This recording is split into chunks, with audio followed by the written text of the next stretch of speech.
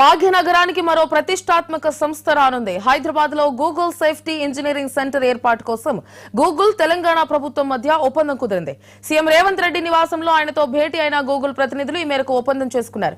ప్రపంచవ్యాప్తంగా Google safety engineering సెంటర్లు 4 ఉండగా హైదరాబాద్ లో ఏర్పాటయ్యే సెంటర్ 5వది కానుంది.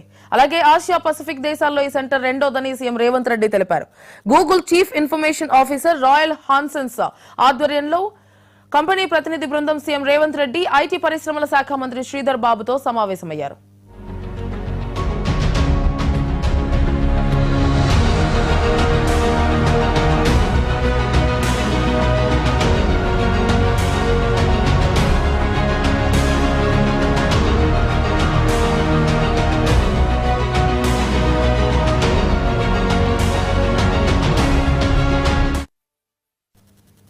తెలంగాణ రాష్ట్ర ప్రభుత్వం గూగుల్ కంపెనీతో కీలక ఒప్పందం చేసుకుంది. దేశంలోనే మొట్టమొదటి గూగుల్ సేఫ్టీ ఇంజనీరింగ్ సెంటర్ ని హైదరాబాద్ లో నెలకొల్పేందుకు గూగుల్ ముందుకొచ్చింది.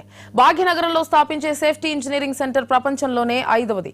ఏషియా పసిఫిక్ జోన్ లో టోక్యో తర్వాత ఏర్పాటు చేస్తున్న 2వ సెంటర్ ఇదే.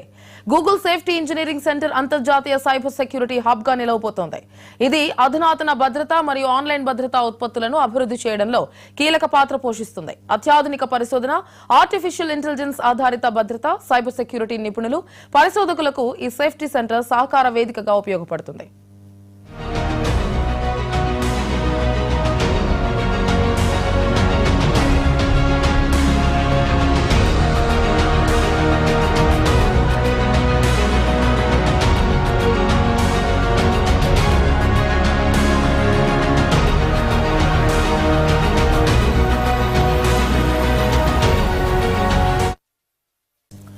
ఇక దేశంలో నైపుణ్యాభివృద్ధిని పెంపొందించి ఉపాధి పెంచడం, సైబర్ సెక్యూరిటీ సామర్థ్యాలు పెంపొందించే లక్ష్యంగా ఈ గూగుల్ సేఫ్టీ ఇంజనీరింగ్ సెంటర్ పనిచేస్తుంది.